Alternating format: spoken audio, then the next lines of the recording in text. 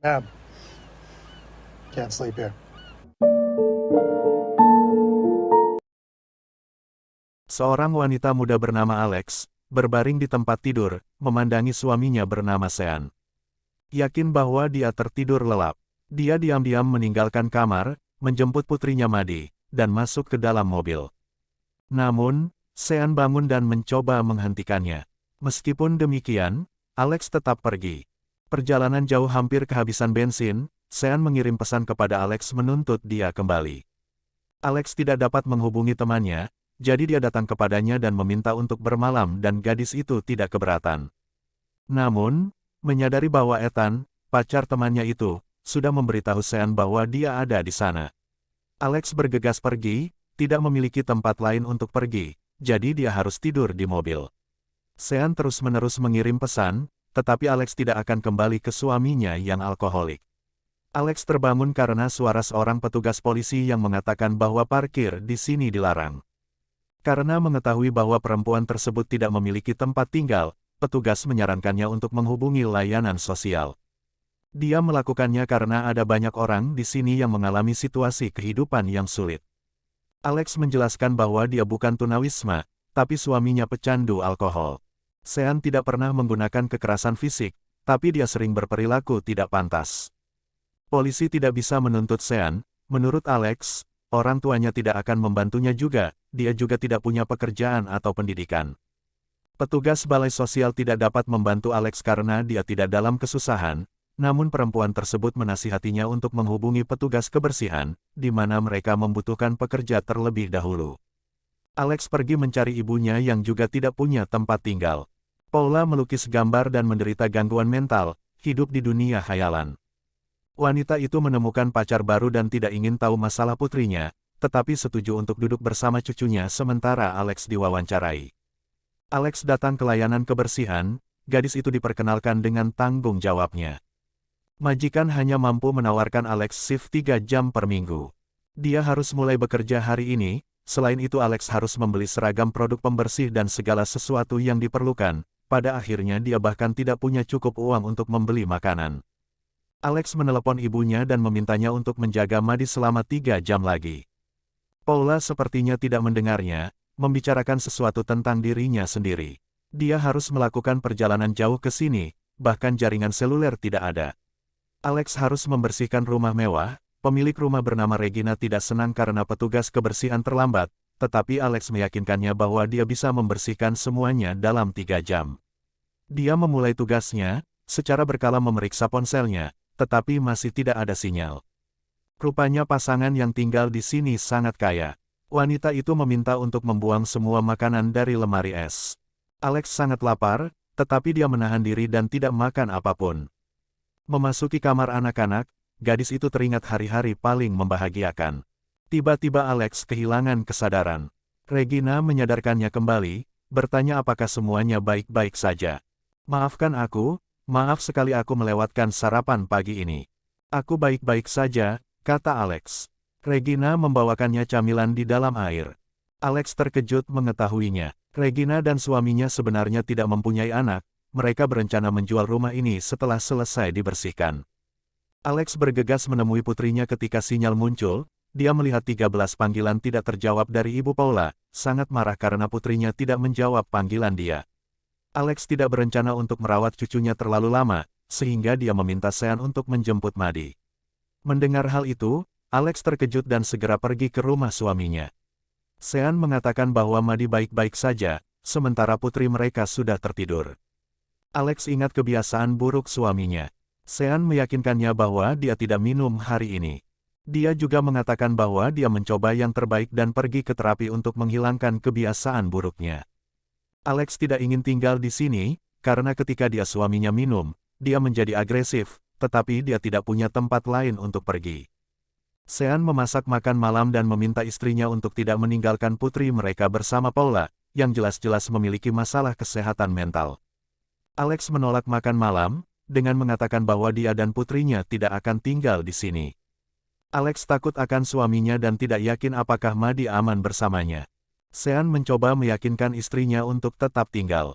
Pria itu menyesali perilaku mabuknya, tetapi dia mendapatkan uang dan melakukan segalanya untuk memastikan keluarganya tidak membutuhkan apapun, tetapi Alex tidak mengubah keputusannya dan membawa putrinya bersamanya. Mereka berada di jalan lagi, tanpa mata pencaharian. Tiba-tiba Yolanda meneleponnya dan mengatakan bahwa Regina tidak senang dengan pembersihan, sehingga Alex harus kembali dan segera mengulangi semuanya. Terlebih lagi Maddie mulai mengamuk karena kehilangan mainannya. Alex berada di ambang gangguan saraf, tetapi masih berhenti untuk mengambil boneka itu. Pada saat itu, ada pengemudi lain yang menabrak mobilnya, untung Maddie tidak terluka. Alex berteriak pada pengemudi yang menghancurkan mobil tempat dia dan putrinya tinggal. Polisi tiba. Alex sangat terkejut ketika petugas memberinya denda karena parkir yang tidak tepat, selain itu dia harus membayar truk derek. Sekarang Alex tidak hanya tanpa tempat tinggal, tetapi juga terlilit hutang. Dia tidak punya pilihan selain menelepon ayahnya, dengan siapa dia punya hubungan yang sangat rumit. Pria itu sudah lama tidak bertemu dengan putri dan cucunya. Dia ingin mengambil Maddie, tetapi Alex meminta sang ayah untuk menurunkan mereka di stasiun feri. Pria itu tidak menawarkan untuk membiarkan putrinya menginap, karena dia masih hidup bersama wanita lain. Alex meminta ayahnya untuk berhenti di toko dengan harga murah, untuk membelikan putrinya mainan. Kemudian sang ayah menurunkan putri dan cucunya di stasiun feri, sambil berpikir bahwa teman-teman mereka akan menjemput mereka. Alex dan Maddie harus bermalam di sana, dengan tunawisma lainnya. Dia menyanyikan lagu pengantar tidur untuk putrinya, dan seorang bayi tertidur tepat di pelukannya. Alex tidak bisa menahan air matanya, tidak tahu apa yang harus dilakukan selanjutnya. Di adegan berikutnya, kita melihat Alex dari panggung, membacakan catatannya tentang bagaimana ketika dia dan ibunya lari, ayah di Alaska, hanya satu pria yang tertarik dengan ceritanya. Alex bekerja sebagai pelayan dan bertanya kepada rekannya siapa pria itu. Gadis itu mengatakan namanya Sean, dan dia bekerja sebagai bartender di tempat lain. Sean seperti Alex, suka membaca. Dihadirkan, gadis itu dipanggil oleh Nate, yang juga merupakan rekannya. Alex berbohong bahwa mereka sudah tiba terlalu pagi di kapal feri, sehingga mereka memutuskan untuk tidur siang di sini. Alex berusaha untuk tidak terlihat jelas kalau dia dalam masalah, tapi Nate mengerti semuanya dan menawarkan untuk membantunya.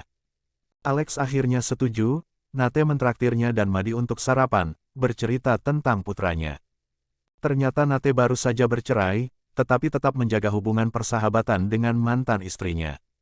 Alex tidak membicarakan krisis kreatifnya, di kontras kehidupan Nate mengalami perubahan positif, dia berhenti dari pekerjaannya sebagai bartender, dan dilatih menjadi insinyur desain, dan karirnya meningkat.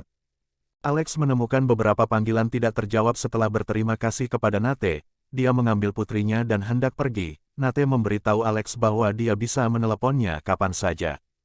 Alex datang bersama putrinya ke Yolanda, dan menjelaskan bahwa dia mengalami kecelakaan mobil, sehingga dia tidak bisa menyelesaikan pekerjaannya kemarin. Tetapi Yolanda mengatakan bahwa dia masih belum bisa membayar karena kehilangan klien. Alex putus asa, karena dia menghabiskan uang terakhirnya untuk membersihkan perlengkapan dan bensin, dia bersedia mengambil pekerjaan apapun, tetapi Yolanda tidak bisa menawarkan apapun padanya saat ini. Seorang penelepon tak dikenal menelepon lagi, kali ini Alex mengangkat telepon pengacara Sean, yang mengajukan petisi darurat di pengadilan untuk segera mendapatkan hak asuh atas putrinya, sidang dijadwalkan besok jam 10 pagi.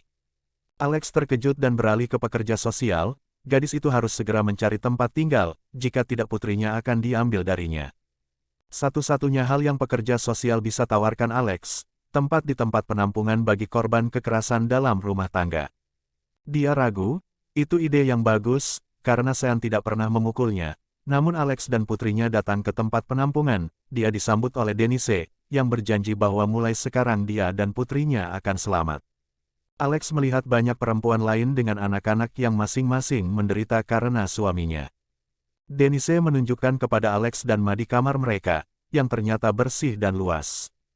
Selain itu, tempat penampungan menyediakan makanan gratis dan kebutuhan pokok bagi perempuan dan anak-anak mereka.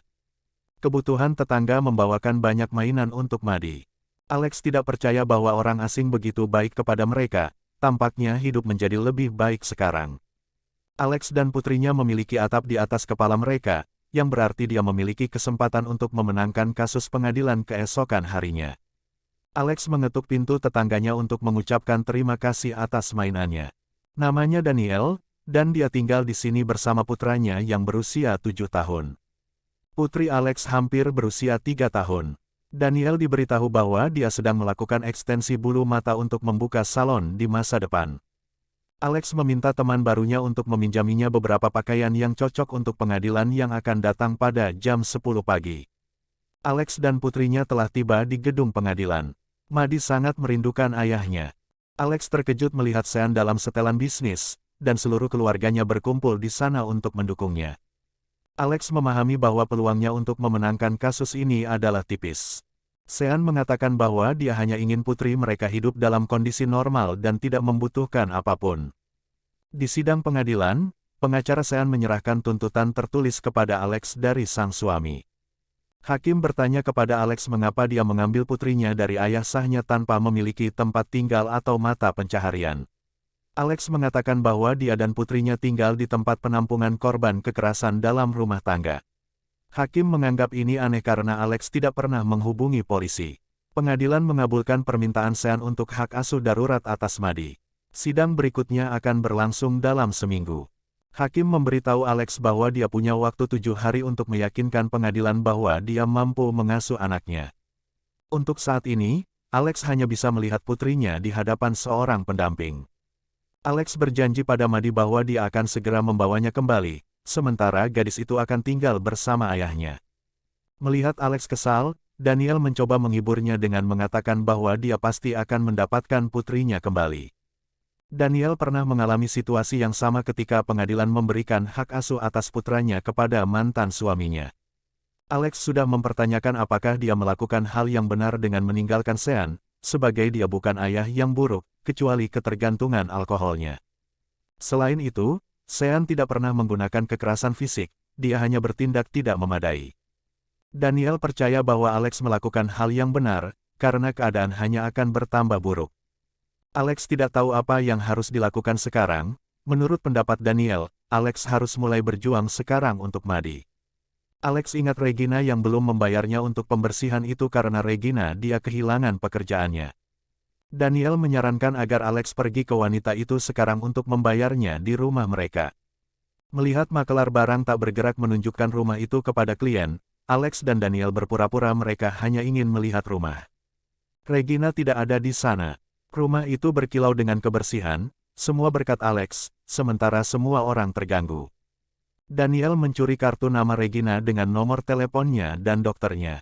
Alex mengatakan madnis Daniel, bermaksud memeras Regina dengan anjingnya, tetapi Alex menganggap itu ide yang buruk dan menelepon Regina, berbohong bahwa dia menemukan hewan peliharaannya di jalan. Mantan suami Daniel menelepon dia, tetapi dia mengabaikannya. Gadis itu ingin putranya melihat ayahnya, tetapi dia tidak bisa memaafkan suaminya. Pada akhirnya, Daniel tidak bisa menahan diri dan mengangkat telepon. Pada saat itu Regina tiba yang sangat khawatir dengan hewan peliharaan kesayangannya Alex. Mengejutkan Regina, itu tidak mengenalinya, dan langsung memberitahunya, wanita itu menyadari bahwa Alex lah yang mencuri anjingnya, dan hendak memanggil polisi. Alex mengatakan bahwa dia bukan pencurinya, tetapi Regina yang melakukannya karena dia tidak membayar karyawannya untuk pekerjaan mereka. Dalam ledakan emosi, Alex juga berbicara tentang bagaimana dia dan putrinya kehilangan tempat tinggal, dan hari ini pengadilan mengambil Maddie darinya. Setelah percakapan yang sulit ini, Daniel mengantar Alex ke rumah Sean. Dia ingat betapa bahagianya mereka dulu berada di sini. Alex memberitahu kekasihnya tentang rencananya untuk kuliah di Montana. Saat ini Daniel memberitahu temannya bahwa dia bangga padanya, itu akan sulit, tetapi sejak saat itu Alex harus memulai hidup baru. Dia mengumpulkan keberaniannya dan mengetuk pintu suaminya. Ibunya Darren membukakan pintu, ternyata Sean sedang bekerja. Darren tidak mengizinkan Alex melihat putrinya, mengatakan dia tertidur. Alex meninggalkan rumah dengan berat hati, hidupnya kehilangan makna tanpa putrinya. Keesokan paginya, Alex menerima pesan dari Yolanda, yang mengabarkan bahwa Regina telah membayar untuk pembersihan. Alex bergegas memberitahu Daniel kabar baik, tetapi dia tidak ada di kamarnya. Barang-barangnya juga hilang. Denise mengatakan bahwa Daniel telah meninggalkan tempat penampungan pagi itu. Alex menduga temannya telah kembali ke sana. Suaminya, menurut Denise, wanita sering kembali ke mantannya, biasanya membutuhkan setidaknya 7 upaya untuk pergi selamanya. Alex ingat betapa marahnya Sean ketika dia tahu dia hamil, dia tidak menginginkannya, tetapi Alex percaya bahwa semuanya akan baik-baik saja. Sebagai Sean adalah ayah yang baik, Daniel mengatakan bahwa Sean akan selalu ada untuk putrinya, dan sekarang itu yang harus dia lakukan. Setelah kepergian Daniel, Alex merasa kesepian. Gadis itu meninggalkan pesan suara di ponselnya, menyarankannya untuk menelpon Regina dan memintanya untuk membayarnya. Denise tidak bisa membantu Alex, karena dia harus bekerja, dan karyawan baru tidak akan datang, melainkan gadis itu menawarkan pekerjaan pembersih di rumah tante keponakannya. Alex menelepon Regina dan memintanya untuk membayar uang yang dia berhutang padanya, tetapi dia malah marah dan menyalahkannya atas pencurian anjing peliharaannya. Tidak ada yang percaya pada Alex, bahkan Daniel juga mengabaikannya. Semua orang memutuskan hubungan dengannya. Alex melihat bahwa dia tidak bisa menyerah. Putrinya membutuhkan dia. Dia tidak tahu apa yang harus dilakukan berikutnya, tetapi dia tidak boleh kehilangan harapan. Sekarang dia punya pekerjaan pembersih, tapi dia masih membutuhkan tempat tinggal dan uang untuk membayar Sean. Setelah berjuang melawan perasaan putus asa, Alex menyadari bahwa dia hanya punya 2 pilihan, bergerak maju atau menyerah.